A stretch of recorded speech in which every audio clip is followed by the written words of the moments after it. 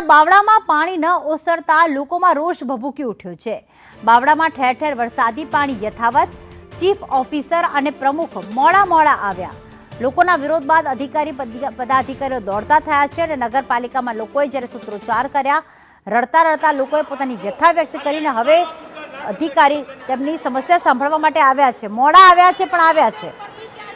તેમણે કહ્યું કે પાણી ઓસરતા નથી, ધારાસભ્ય જવાબ આપતા નથી, કનુભાઈ અંદરથી બહાર નીકળતા નથી।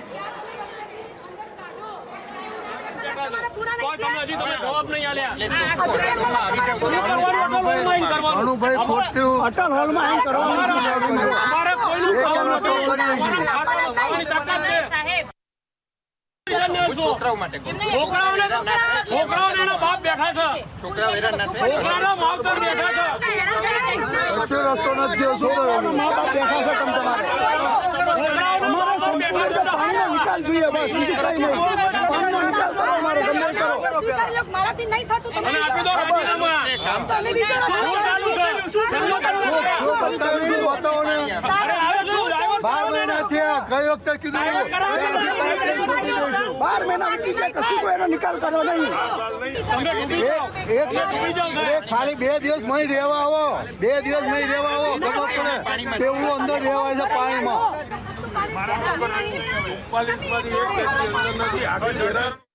એટલો રોષ છે। અધિકારી ત્યાં આવ્યા તરત જ તેમણે કહેવા લાગ્યા કે 2 દિવસ અહીંયા રહેવા આવો, ખબર પડે કે કઈ રીતે પાણીમાં રહેવાય છે।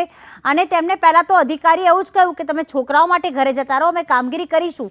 આ જ પરિસ્થિતિ ગયા વર્ષે પણ હતી।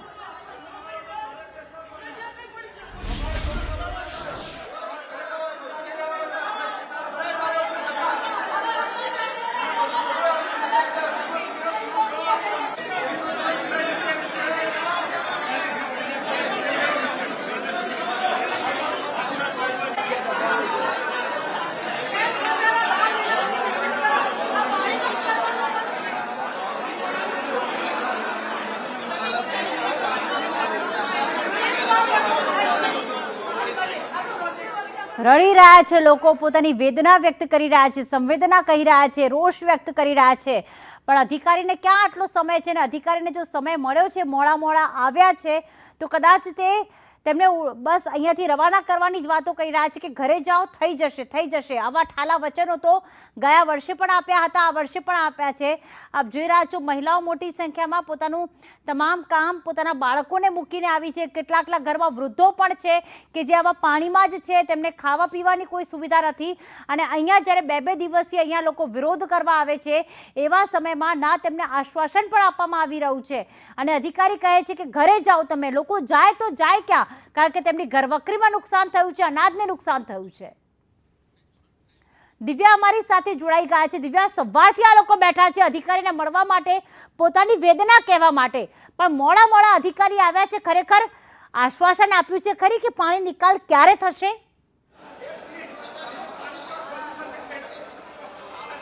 પ્રીતિ, સીધા જે દ્રશ્ય બતાવીશ કે પાણીનો નિકાલ થશે તેવું આશ્વાસન અધિકારીઓ આપી રહ્યા છે।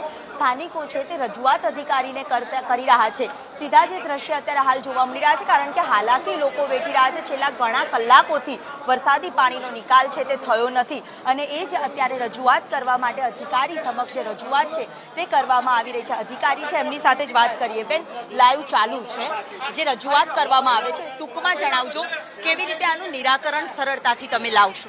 જો અમે તળાવના પાણી, આ બધું પાણી અમારું તળાવમાં જાય છે અને તળાવનું પાણી અમે બહાર નિકાલ કરી દીધો છે। આયાતી પાણી છે એના કરતાં નિકાલ થોડો ઓછો છે પણ અમે ચાલુ કરી દીધો છે બેન। અને આ લોકોની કાયમી રજૂઆત માટે અમે સાંજે સીએમ સાહેબ, ખરેખર કપરી પરિસ્થિતિ, કાલે હું જ ગઈ હતી, રડી જવાય એવા દ્રશ્ય હતા। પ્રશાસન સામે લોકોમાં ભારે રોષ છે।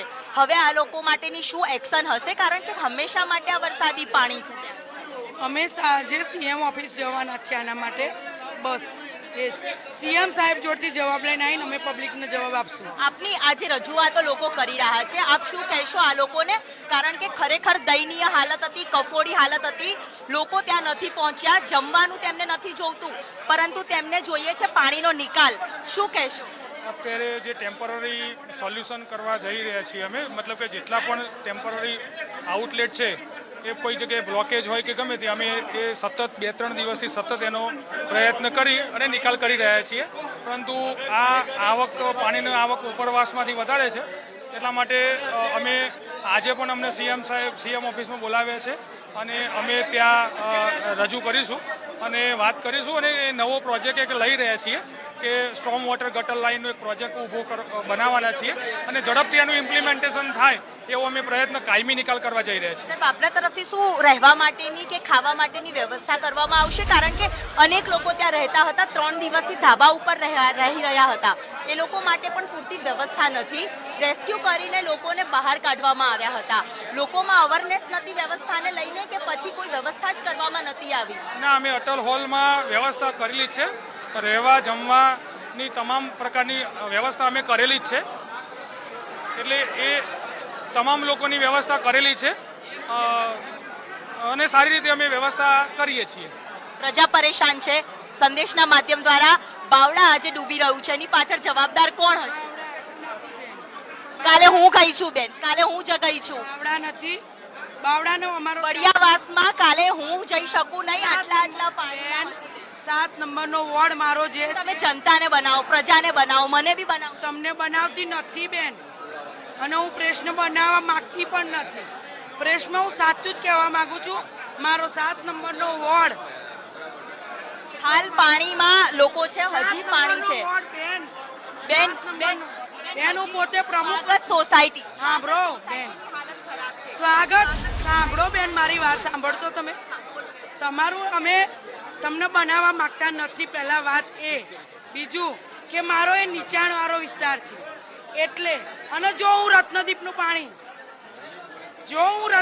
પાણી છોડી દઉં તો આ 80 ઘરને બચાવવા માટે થઈને મારે 2500 માણસને ડૂબાડવા પડશે. બોલો, તમે કહો તો હું તોડી દઉં. હું કહીશ, હું કોઈ અધિકારી નથી. મારી વાત રજૂઆત, મારે પ્રજાના પ્રશ્નો સુધી પહોંચવાનો અધિકાર છે. મેડમ, તમને પૂછવાનો અધિકાર મારો એટલા માટે છે કે અમારી પ્રજા, જે કાલે હું ગઈ છું ને, મને ખબર છે લોકોને રડતા, તો એ 2500 ના લીધે તમે 80 માણસને પાણીમાં તરતા મૂકી દેવાના છો? એ પ્રજા નથી. આ ભાઈને પૂછી, એ પ્રજા. સાંભળો, આ ભાઈ રત્નદીપમાં રહે છે, ભાઈને પૂછો કે બેન સપોર્ટમાં છે કે નહીં. બેન, હાલ આ પાણીના નિકાલનું શું? સપોર્ટમાં તો તમે હરહંમેશ. બેન, આજે હું સીએમ સાહેબ જોડે 6 વાગે જવાની છું અને અમારા એમએલએ શ્રીએ દોડે છે. ભલે નથી દેખતા દોડવું જરૂરી છે, તમારા દેખતા દોડવું જરૂરી છે. બેન, કેટલી રજૂઆતો આ બાબતને લઈને કરી છે ને હવે જે નિરાકરણ આવશે હરહંમેશનું હશે. મારી જોડે સીએમ સાહેબ જોડે હું આ સાંજે જવાની છું, મીટિંગ છે. એ જે રજૂઆત આપે ને હું તમને ફોન કરીને કહીશ. જરૂર. એટલે રજૂઆત છે તે કહેવામાં આવી રહ્યું છે. અહીંયા જે રજૂઆત કરવામાં આવી રહી છે, અહીંયા જે અધિકારી એસડીએમ છે એમની સાથે પણ વાત કરીશું. સાહેબ, 1 મિનિટ જવા દેશો મને?